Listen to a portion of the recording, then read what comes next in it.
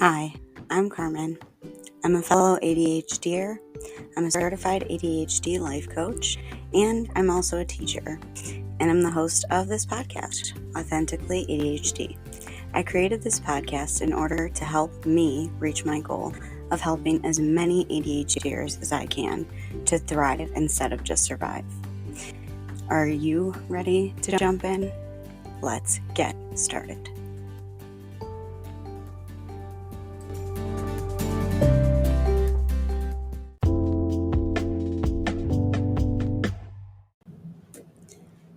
Hello and welcome to Authentically ADHD with me, your host, Carmen.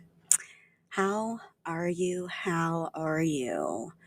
I am doing pretty well considering it's been raining for the past 48 hours and I need some sunshine in my life. I really do.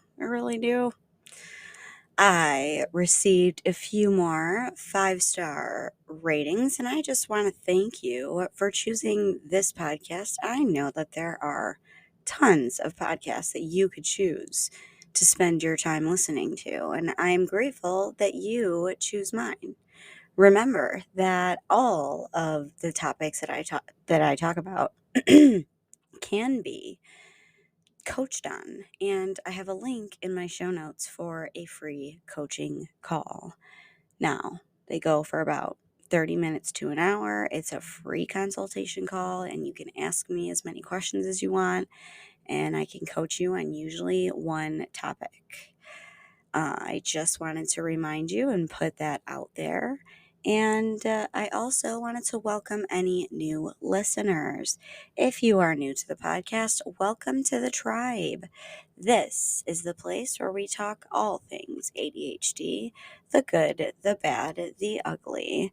And we talk about tips and we talk about mindset and ways to work with your ADHD and not make it more work for you.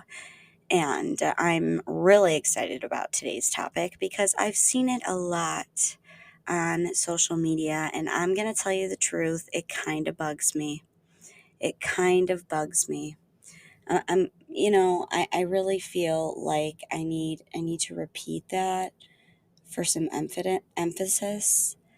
But my topic today, it developed from social media and the trending word of ADHD paralysis and the way that it's presented, because it's not always presented correctly. And I wanted to clear that up with today's episode. So today we are talking about breaking the chains of inaction and unraveling the mystery of ADHD paralysis. Let's get started.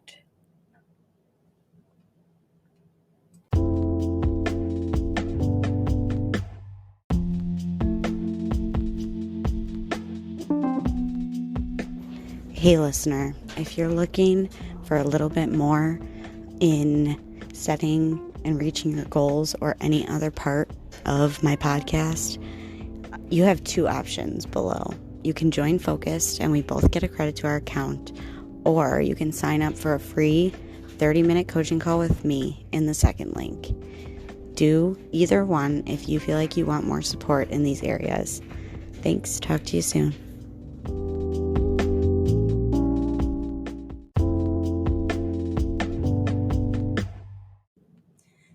So, have you ever had important tasks to get done, or, you just needed to do regular housework and you just couldn't seem to get off the couch, couldn't seem to stop doom scrolling, binge watching TV or whatever, all while thinking, I need to do the task, I want to do the task, I am feeling terrible about not doing the task, I should do the task, etc., but I still can't do the task. And instead, you find yourself unable to listen actively to people while they're talking to you. unable to make any decisions, rapid mood and emotional changes, time blindness to the extreme, which leads to poor time management and an inability to maintain focus. You get easily distracted, even if you try to start a project.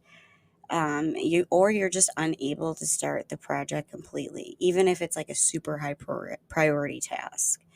Um, and you're usually, while all this is going on, you're overthinking and overanalyzing all of the problems, everything that could go wrong, which eventually leads from jumping to tasks to task to task with a lack of focus and a lack of clarity, leading to brain fog and eventually just avoidance and procrastination. And sometimes when we are super overwhelmed and we do not know how to take care of our bodies, it leads to ADHD paralysis.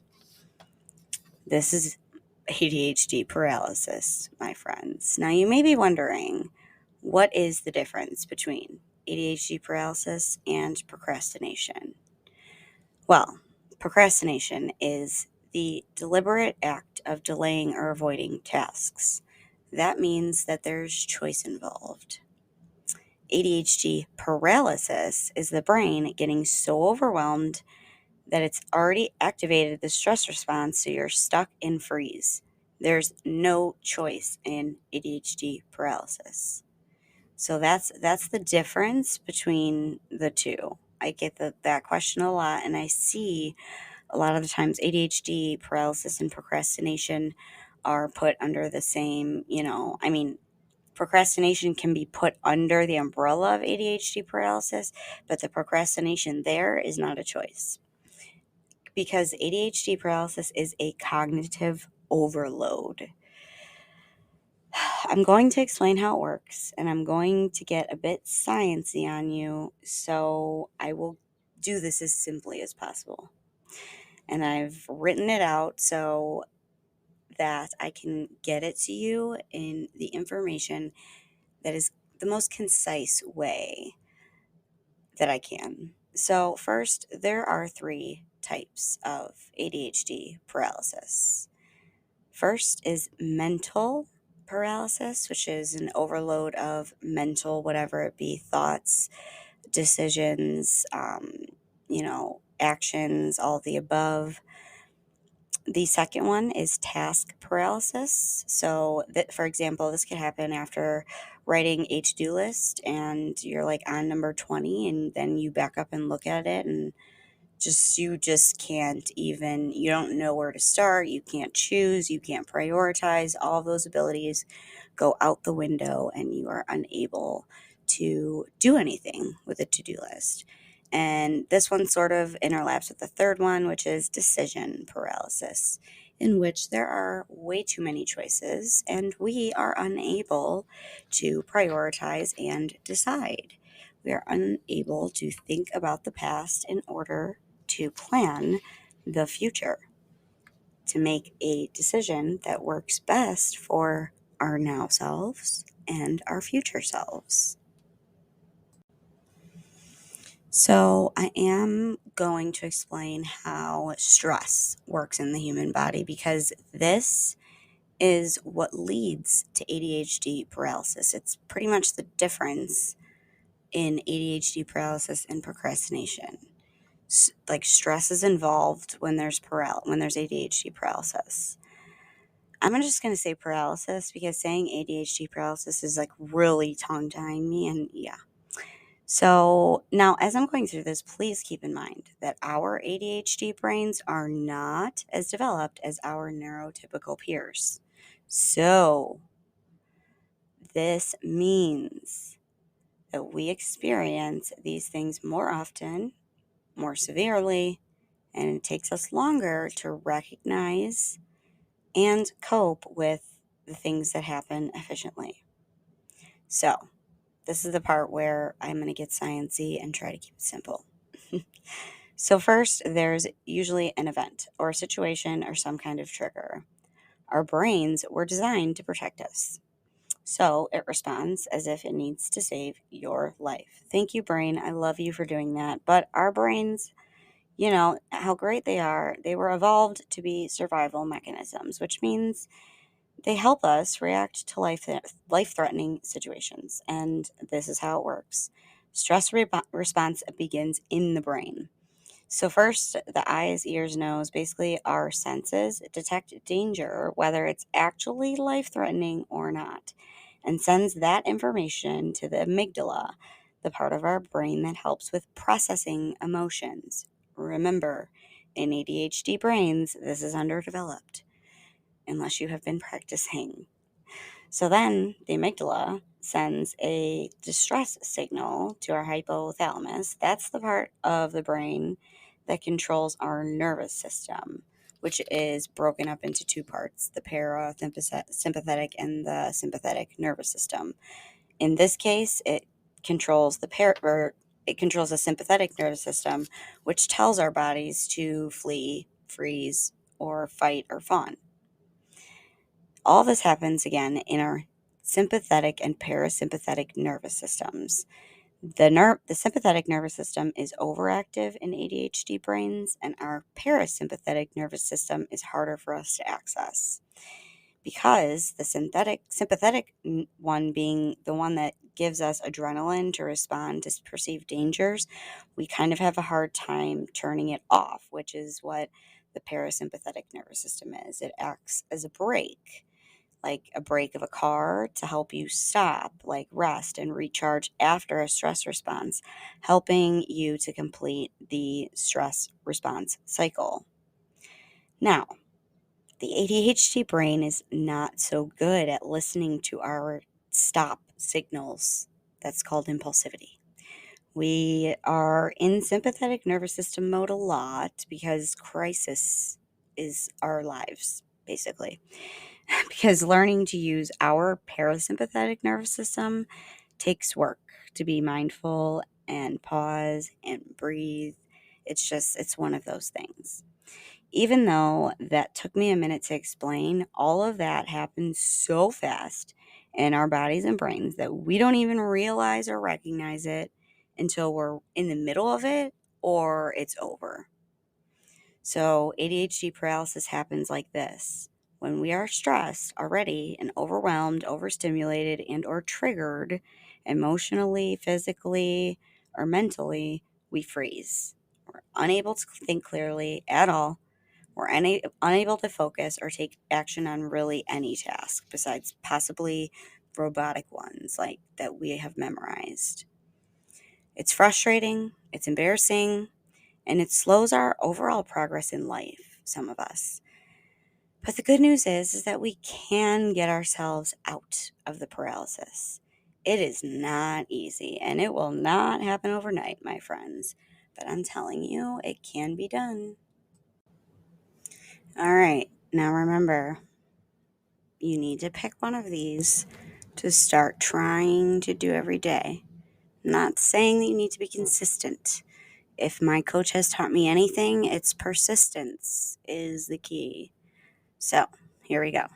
Number one, the most researched and most successful and biggest way is physical activity. Notice I didn't say working out. Notice I didn't say exercise. I said physical activity. I have 2 full podcasts on all of the research behind why physical activity is good for you and good for ADHD, but it's also wonderful for completing the stress response cycle. It really is. Number 2, developing self awareness. You can do this by, noticing the things that you do, writing it down. Writing down stream of consciousness thoughts, meaning you just write down whatever comes to your brain, no judgment, just write. And this is really one of the biggest first steps to any big skill when we try to improve ourselves, being aware of, in this case, what our ADHD paralysis looks like is one of the most important parts, just like a self-awareness about if we're trying to improve our sleep or our attention and focus or our planning. The self-awareness of how we currently perform that skill is really the biggest first step to any of those things. Number 3, create easy wins. Please start. Please, please, I'm begging you to start with small, achievable goals. Us ADHDers are very known for setting really, really unrealistically high expectations for ourselves and then almost like punching ourselves in the face when we don't meet the unrealistically high expectations. So I'm begging you to please not do that. Number 4, do something you love. This can include a plethora of things. I am not going to list a bunch of things that you could love to do. I'm just going to tell you that some of the things I love to do. When I'm feeling like I'm in a paralysis and I think I need some self love or I want to do something I love, I love to do my makeup. That's my creativity. I'm a terrible drawer. I don't paint. I like to color, but I love to do my makeup. That's my art. I love to run. I don't know. I get the runner's high. It helps with my anxiety and my stress, and it helps me focus. And I do love to read, like actual books. I do love to listen to books, but I'm the nerdiest nerd that loves to like listen to the book while I'm reading the book with a highlighter in my hand. Yup, you're getting a little peek into my brain there. Um, that's like the best way that I learn. Number 5, get some positive social interaction. So, connect with a friend, connect with somebody on social media authentically. Please don't just like post cryptic posts. That's not social. That's not positive social interaction. I'm talking about like I go live sometimes for some positive interaction, or I go into my friends' live rooms on TikTok for some positive social interaction. Interact with your family, your loved ones, or join a community. This is the perfect time to mention my community and my coach, Kristen Carter of the I Have ADHD podcast. She runs an ADHD group for adults. That's where I learn a lot of my skills. That's where I have done a lot of my development. The link is in my show notes if you'd like to join, because positive social interactions in a community is also very beneficial. From research and experience, I can tell you. The link is in my show notes. You save some money off your first payment, and I get a credit to my account. So it's like a win, win, win. Number 6, box breathing. This is a good one to use for in the moment, and I'm going to take you through it since we're here on a podcast. If you know what box breathing is, just do it with me. I sometimes, if I have a pen in my hand or paper near me, I like to draw a box or a square and I like to trace it as I do these things, as I do the breathing. So, box breathing is breathing in. I'm going to explain it first and then we can do it. It's breathing in for 4 seconds, holding for 4 seconds, breathing out for 4 seconds, and then holding that out breath for 4 seconds and repeating. I'm going to go a little further away from the mic because I don't want to breathe in your ear, but let's practice. So in for 1, 2, 3, 4, hold, out for 4, 1, 2, 3, 4, and then hold at the bottom for 1, 2, 3, 4, and repeat. If you repeat that about 3-4 times, I promise you your parasympathetic nervous system will start to kick in. Number 7, dancing with music on, preferably into headphones or loud. It's a huge dopamine hit. Sometimes when I can't wake up in the morning or I'm just in a bad mood, I just do this and it gives you a huge dopamine hit. Like if I don't have time to exercise or something like that, I just dance to a song or two and I am good. Number 8, I have talked about this one before and I will continue talking about it. It's called brain dumping. And basically, what you do is you get out a couple pieces of paper and a pen and you just write down all the things that are in your brain, all the thoughts, all the emotions, all the to dos, everything. Because your brain is not a file cabinet. It cannot hold all those things and complete the tasks it needs to. It just can't. I've I have been brain dumping or thought downloading, as my coach calls it, for almost a year, and I still fall off the wagon. I actually noticed this past week that I was getting a little moody, getting a little this, getting a little stressed. Guess what? I realized that I haven't been dumping my brain. Once I started doing that, it helped. It really did. Number 9, keep it simple. Please keep it simple. Us ADHDers, we love to insert details, but we hate paying attention to them. Complex tasks and tight schedules don't work for us, okay? You have to schedule in time for procrastination. You have to schedule in time for rest. You have to schedule in time for fun and play. And then you have to schedule your time for work and break it up, which is number 10. Break it down and then and believe in yourself. So first of all, big projects are super looming because planning is difficult for the ADHD brain. So if you have a big project, break it down into the smallest parts possible. And last but not least, this is part of number 10. Believe in yourself. If you've been listening or you've listened to any of my podcasts, you know that telling yourself I can't is usually going to result in you not being able to do the thing. So believing that you can is a really small shift that can do you a lot of favors. I promise. That's all I have for this week, my friends. And I love to hear your progress. I love to hear your methods. I'd love to hear feedback from you on topics that we could do. If you'd like to be interviewed on the show, you don't have to have a specific topic that you want to talk about. That's my job. Just contact me. It's all my information is in my website and the link in the show notes. I hope you have a great week. Stay authentic, my friends, and we will talk soon.